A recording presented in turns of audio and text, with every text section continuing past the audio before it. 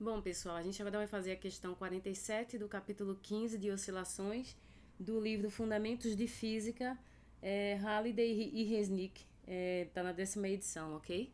Essa questão diz o seguinte: um pêndulo físico é formado por um disco de raio R igual a 2,35 centímetros sustentado em um plano vertical por um pino situado a uma distância d igual a 1,75 centímetros do centro do disco. O disco é deslocado de um pequeno ângulo e liberado. Qual é o período do movimento harmônico simples resultante? Então, esse é um problema de pêndulo físico. E se você leu o livro-texto, você vai lembrar que os períodos para um pêndulo físico, eles são calculados como dependendo do momento de inércia, ele é 2π raiz do momento de inércia sobre mgh, onde você tem aqui, certo, um corpo físico que oscila a uma distância h do centro de massa, aqui é o ponto de oscilação, vamos chamar assim a origem, e aí esse corpo físico tem uma certa massa e tem um certo momento de inércia, onde o momento de inércia é uma medida de como que essa massa é distribuída, né? E que é muito mais interessante para a rotação, o momento de inércia, do que a massa, porque é como que a massa é distribuída em torno de um certo eixo que vai dizer o quão fácil ou difícil é rotacionar aquele corpo. Então, o momento de inércia dá esse tipo de medida. E também, se você lembrar do seu estudo lá em Física 1, o cálculo do momento de inércia para um corpo que é um objeto sólido, não é um sistema de partículas, você pode, né, fazer o cálculo como sendo integral de R2dm, onde dm é o elemento de massa e r é a distância desse elemento de massa até o ponto de rotação, que é aquele ponto que eu chamei de O, certo? Como sendo a origem. Então, para resolver esse problema e calcular qual é, então, o período do movimento harmônico simples desse disco, seria primeiro calcular o momento de inércia desse disco, mas o momento de inércia, nesse caso, a gente vai calcular primeiro em relação ao centro, depois a gente vai usar o teorema dos eixos paralelos, para calcular o momento de inércia no pino, em relação ao pino, né?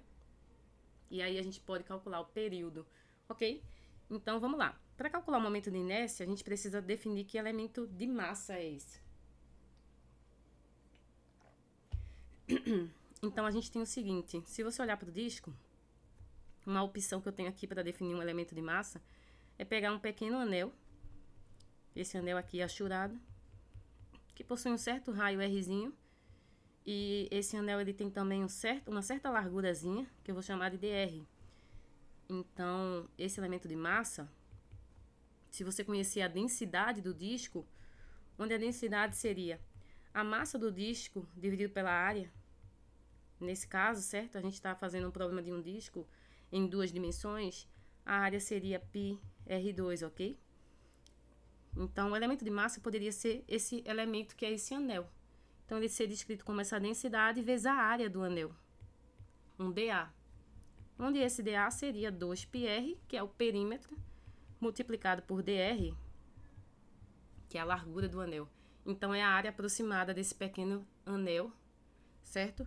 E isso seria, então, o nosso elemento de massa. Portanto, nosso elemento de massa, substituindo a expressão para a densidade, que eu acabei de definir aqui como sendo massa por área, ficaria mπr2, 2πr/dr.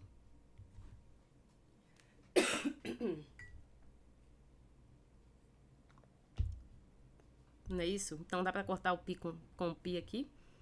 E a expressão que a gente tem para o elemento de massa é 2m sobre R2 RdR. E aí, quando eu coloco essa expressão do elemento de massa no cálculo do momento de inércia, eu fico com isso aqui, ó. Ok? Bem, tirando para fora da integração as constantes, então eu fico com 2mR2, integral de R ao cubo, dr.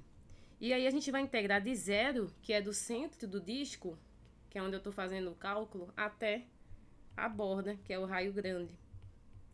Então, a integral de R ao cubo, né, em R, seria R à quarta dividido por 4. E eu vou colocar os limites de integração, que é de 0 a R. Então, isso fica exatamente R à quarta sobre 4, ok? E aí, quando você corta esse R à quarta com 2 aqui no denominador, você fica e o 2 também com 4, sobram 2, né? Fica π R2 sobre 2. Esse é o momento de inércia. Eu esqueci uma massa, na verdade eu troquei, né, uma massa por um π, não sei se você percebeu. Deixa eu corrigir aqui, ó. Essa massa aqui, eu escrevi π, mas é um m. Então fica assim, ok? Tá aí o momento de inércia de um disco de massa m e raio r. Esse momento de inércia foi calculado em relação ao centro do disco. Então, a gente vai fazer o uso do teorema dos eixos paralelos, que é algo que você deve ter visto em Física 1. Então, nesse teorema, você tem que o momento de inércia ao longo de um eixo Z seria o momento de inércia, né, medido no centro de massa, mais a massa do corpo vezes a distância d, que é a distância até o ponto de rotação. Ou seja, aqui seria o centro de massa, por exemplo, e imagina que aqui no nosso disco exatamente a gente está medindo a rotação aqui no pino. E a distância do centro de massa para o pino é h.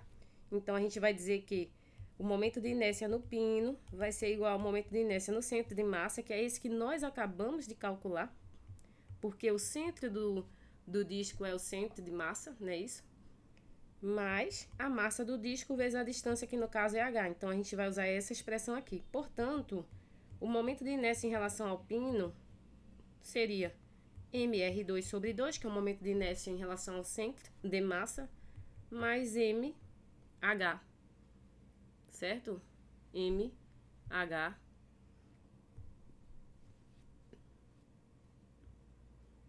Na verdade é d, né? A distância de 1,75 eu chamei de h, mas é d. Então, vamos colocar o d para ficar de acordo com o que é dito no enunciado. A distância é chamada de d ao invés de h. Então, aqui seria d ao quadrado, ok? Tá aí o momento de inércia. Bem, isso são tudo valores, então a gente pode realmente calcular qual é o momento de inércia para o disco girando em torno desse pino, ok? Então, a gente tem que dá para substituir tudo aqui, colocar a massa em evidência, ficaria R2 sobre 2, mais D2, mas eu não vou substituir ainda não. Qual seria o período de oscilação? O período, como eu falei, ele depende do momento de inércia em torno do ponto em que o corpo está girando, que no caso é o pino. Então, o período seria 2π, raiz do momento de inércia em relação ao pino, sobre mgd, que é a distância, né? mgd, que é a distância do centro de massa até o ponto de o eixo de rotação. Então, ficaria 2π, raiz de momento de inércia do pino, que é R2 sobre 2, mais D2, dividido por mgd. Dá para cortar o m com m. E aí, se você quiser deixar a resposta literal, é essa aqui. É igual a R2 sobre 2, mais D2 sobre GD. Ok? Essa é a resposta. Mas aí, o livro texto substitui valores. Então, a gente pode substituir quem é o valor de R, colocar tudo no SI, tá? O valor de R que está no enunciado. Vamos voltar aqui para cima, para você lembrar. O valor de R é 2,35 centímetros, mas na verdade isso pode ser escrito, né, como 2,35 vezes 10 a menos 2 metros, ok? E a distância D também está em centímetro. Ou a gente deixa tudo em centímetro, que vai, no caso, é melhor passar para o sistema, né, porque não vai cortar não, tá ao quadrado aqui. Então vamos realmente colocar no SI. Então no SI o raio 2,35 vezes 10 a menos 2, dividido por 2 ao quadrado. E o D, 1,75 vezes 10 a menos 2 ao quadrado, dividido por G, que no SI é 9,8, vezes o D, que é 1,75 vezes 10 a menos 2. E aí, se você colocar essa continha aí na calculadora, você vai achar o período de oscilação desse pêndulo físico igual a 0,36 6 segundos, ou você pode dizer que aproximadamente 0,37 segundos é o período de oscilação desse pêndulo, ok? Gente, é isso. Bom, toda vez que você olhar para um problema de oscilação de um pêndulo físico, em que são pedidos períodos ou frequências, você precisa primeiro determinar o momento de inércia em relação ao ponto de rotação analisado na questão, e depois disso é só joga na expressão para o período de um pêndulo físico, ok? Que depende do momento de inércia, da massa e da distância do ponto de rotação até o centro de massa. É isso, um abraço e até a próxima.